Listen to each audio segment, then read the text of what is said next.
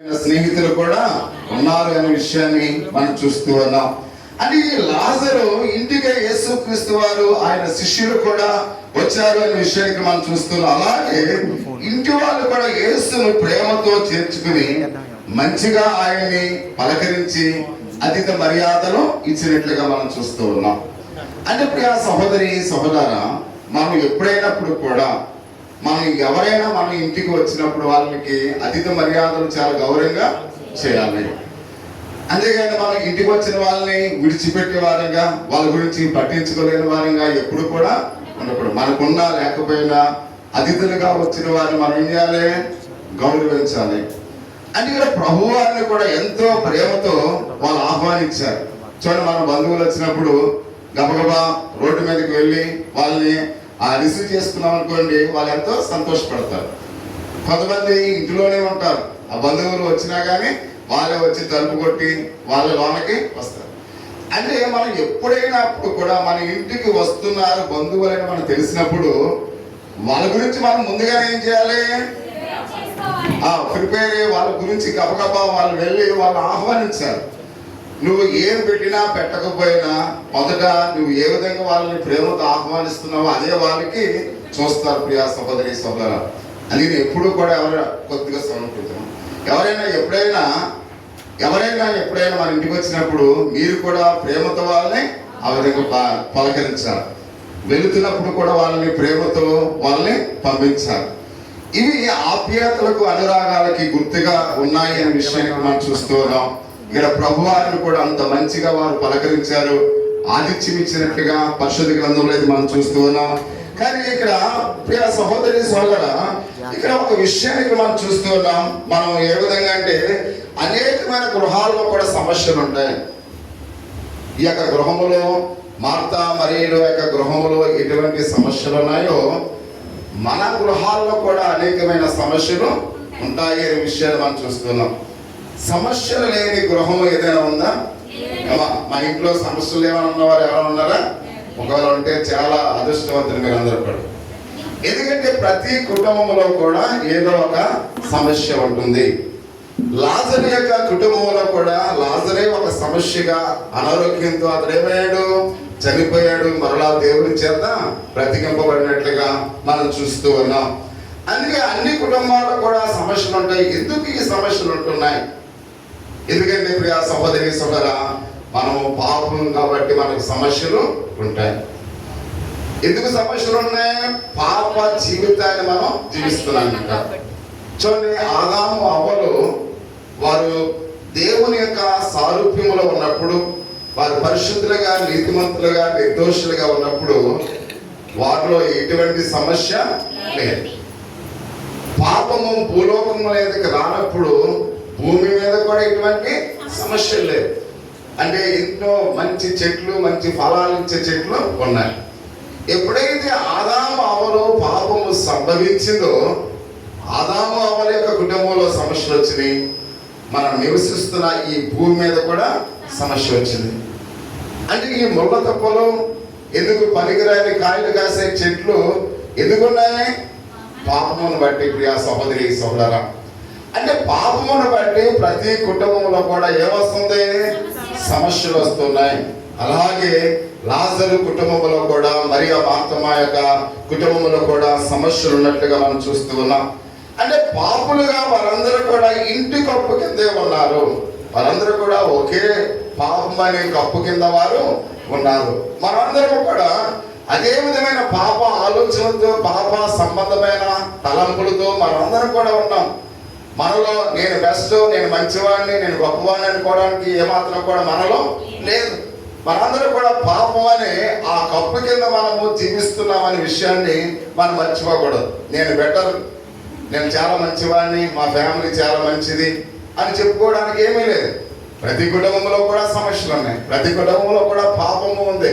అంటే ప్రతి ఒక్కరం కూడా ఆ పాపం అనే గొడుగు నీడ మనము నివసిస్తున్నామనే విషయాన్ని మనం ఎప్పుడు కూడా మర్చిపోకూడదు. అంత మాత్రమే కాకుండా ఇక్కడ మనం ఒక విషయానికి మనం గమనించాలి.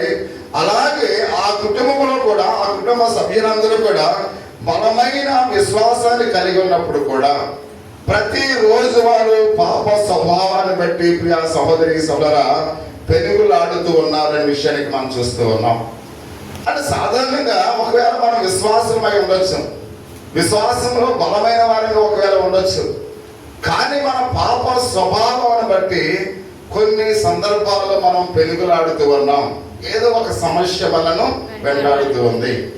అంటే మనం ఎంతో నమ్మకంగా దేవుని ఆరాధించినా, ఎంతో నమ్మకంగా విశ్వాసంలో ఉన్నా, ఎంతో నమ్మకంగా ఆయన ఆరాధిస్తున్నప్పుడు కూడా మనకు కూడా సమస్యలు ఎందుకు వస్తున్నాయంటే పాప స్వభావాన్ని మనము కలిగి ఉన్నామంట.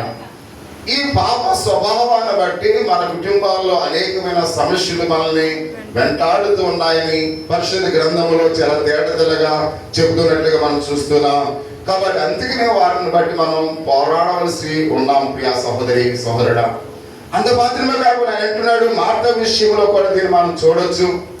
మార్త కూడా ఏ విధంగా అక్కడ ఉందో మనం చూస్తున్నాం. మార్త ఎప్పుడైతే యేసుక్రీస్తు వారికి మంచి ఆతిథ్యం ఇవ్వాలని విస్తారమైన పని పెట్టుకున్నట్లుగా మనం చూస్తూ ఉన్నాం. అంటే నేను ఆయన పిలిచాను కనుక ఆయనకి మంచి ఆహారము సిద్ధపరచాలి. కాబట్టి ఏం చేసిందంటే ఆమె విస్తారమైన పని పెట్టుకున్నట్లుగా మనం చూస్తూ ఉన్నాం. ఆ పనిలో ఆమెకు ఏం కావాలి? సహాయం కావాలి. ఒకవేళ మీరు అనుకోవచ్చు వాళ్ళు చాలా ధనవంతులు కదా, పని వాళ్ళు ఉండొచ్చు కదా, మార్త ఎందుకు చేయాలి అని ఒకవేళ మీరు అనుకోవచ్చు. పని వాళ్ళకి చెప్తే వాళ్ళు దగ్గరగా చేస్తారు కదా. అంటే ఒక విషయాన్ని ఇక్కడ గమనించాలి.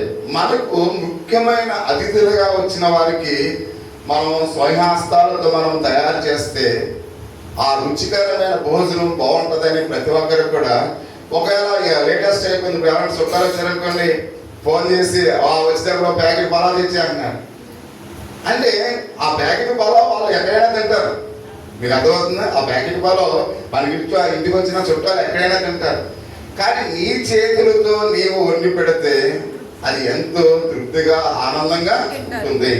అంతేగాని మనం ఎవరైనా బంధువులు వచ్చినప్పుడు అలాంటి పని చేయకండి.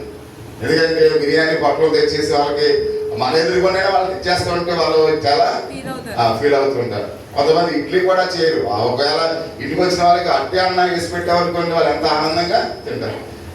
వాళ్ళు ఎదుర్కొనే కాంపట్ల దగ్గరికి వెళ్ళి తెప్పించామనుకోండి, అది పెద్ద ఇంట్రెస్ట్ ఉంటుంది. అంటే ప్రతి విషయంలో కూడా వారి కోసం మనం ప్రిపరేషన్ చేసి వాళ్ళు చేయాలనే ఆతృత మార్తమ్మ గారికి ఉంది అనే విషయాన్ని మనం చూస్తూ ఉన్నాం. అంటే ఇక్కడ ప్రియ సహోదరి సహోదర, కాబట్టి ఆమె ఇక్కడ విషయాన్ని ఇక్కడ కానీ చెల్లెలైన మరియా ఆమెకు సహాయం చేయకుండా ఏం చేస్తుంది? మరొక గదిలో యేసుక్రీస్తు వారి యొక్క బోధ వింటుంది అనే విషయానికి మనం చూస్తూ ఉన్నాం. ఇవేమో ఆమె అక్కడ ప్రభువుకి ఏమో ఉండాలని బిజీగా ఉంది. ఇక్కడేమో అక్కడ మరియమ్మ గారు ఏమో యేసుక్రీస్తు వారు ప్రభు వారు చెప్తున్న ఆ మాటలు వింటూ ఉన్నట్లుగా మనం చూస్తున్నాం. ఈమె ఎంతో పని చేస్తూ మరియమ్మ గారు ఏమో రావట్లేదు. ఇవిడికేమో పని ఎక్కువ అయిపోయింది. ఏం చేస్తుంది? కొన్నిసార్లు మీరు ఏం చేస్తారు వంటగదిలో? ఇప్పుడు సత్యవతి కూర వండుతుంది, మామూలుగా సుభాషిణి ఏమో ఎంత సేపు కూడా రావట్లేదు. రాబోయేసరికి ఏం చేస్తుంది? అక్కడ ఉన్న గిన్నె అభయమ కింద వేస్తామంట. అంటే ఈ సౌండ్కైనా ఏమైనా వస్తారేమో. అంటే ఇక్కడ మార్తమ్మ గారు కూడా అలా చేస్తుంటది. చాలా వస్తువులు కూడా చూడండి, మనకు ఒకవేళ మన పగవారు మనం దారిటి వెళ్తున్నాం అనుకోండి, ఏం చేస్తారు? వాళ్ళు మన మీద ఉన్న కోపం వాళ్ళ దీక్ష మీద చూపిస్తారు. ఆ దీక్ష టబేలు కింద పడేస్తారు. కానీ ఎవరి నష్టం? వాళ్ళకే నష్టం. కానీ మన మీద ఉన్న కోపం ఆ దీక్ష మీద చూపిస్తూ ఉంటారు. అలాగే మార్తమ్మ గారు కూడా ఇక్కడ మనం గమనించినట్లయితే మరియమ్మ రావట్లేదని ఆ యొక్క గదిలో చాలా వస్తువులు పాడేసి ఉంటుంది మనలాగానే. కాబట్టి అయినప్పుడు కూడా మరియమ్మ గారు రావట్లేదు. ఎందుకు రావట్లేదు? అసలు ఆమె ఎన్ని సౌండ్లు వచ్చినా కానీ ఆమె వినపట్టలేదు. ప్రభు ఏమి చెప్తూ ఉన్నాడో ఆ మాటలే ఆమె వింటుంది కనుక ఇంకా ఏ మాత్రం కూడా ఆమెకు వినపట్టలేదు. ఎన్ని పాత్రలు కట్టేసినా రావట్లేదు. కాబట్టి ఇంకా సీరియస్గా వచ్చేసింది. ఎక్కడికి? యేసుక్రీస్తు వారి గదిలోకి సీరియస్గా వచ్చేసింది. వచ్చేసి ఏంటయ్యా యేసయ్యా, నేను అంత కష్టపడుతున్నాను నీ కోసం, అసలు నీకు చింత లేదా? అసలు మరియమ్మ గారు చెప్పొచ్చు కదా, వెళ్ళి నీ సహోదరికి నా మార్గం సహాయం చేయొచ్చు అని చెప్పొచ్చు కదా అని చాలా సీరియస్ గా చెప్పేసింది. అంతేగాని మరి అమ్మగారిని చూసి బాగానే వాక్యం వింటున్నామని ఏమైనా నవ్విందా? నవ్వకుండా చాలా సీరియస్ గా అక్కడ మరి అమ్మగారి విషయంలో ప్రభువుకి ఆ కంప్లైంట్ చేస్తున్నట్లుగా పరిశుద్ధ గ్రంథంలో అయితే మనం చూస్తూ ఉన్నాం. దీన్ని చూసి మార్త అసహనం ఎక్కువైపోయినట్లుగా మనం చూస్తూ ఉన్నాం. ఎప్పుడైతే ఎలా వచ్చి చూసిందో మరి అమ్మగారు వాక్యం వింటుందో ఈమెకి ఇంకా అసహనం ఏమైంది? ఎక్కువైపోయింది. అంటే నీ అంత పని చేస్తున్నప్పుడు కూడా నువ్వు కదులు మెదులు లేకుండా వాక్యాలు వింటున్నావా అని వాళ్ళు ఎంతో ఆశ్చర్యపోయినట్లుగా మనం చూస్తూ ఉన్నాం. అంటే ప్రియ సహోదరి సహోదర, ఆమె ఏమాత్రం కూడా మరియని చూసి నవ్వుతుందా? మనం నవ్వుతామా? పనికి రానప్పుడు మనక తోటకొల్ల కానీ మన చెల్లెలు కానీ రానప్పుడు మనం నవ్వుతామా? నవ్వు. అలాగే ఈమె కూడా చాలా సీరియస్ గా ఉన్నట్లుగా మనం చూస్తూ ఉన్నాం. ఆమె కోపంగా యేసుక్రీస్తు వారి వైపు తిరిగి అక్కడ అంటుంది 40వ వచనంలో, ప్రభువా ఆయన వందలుగా పని చేయడకు నా సహోదరి నన్ను విడిచిపెట్టినందున లేదా నాకు సహాయం చేయమని ఆమెతో చెప్పమని చెప్పినట్లుగా మనం చూస్తున్నాం. మార్త ఇక్కడ యేసు ఏం చేస్తూ ఉన్నాడో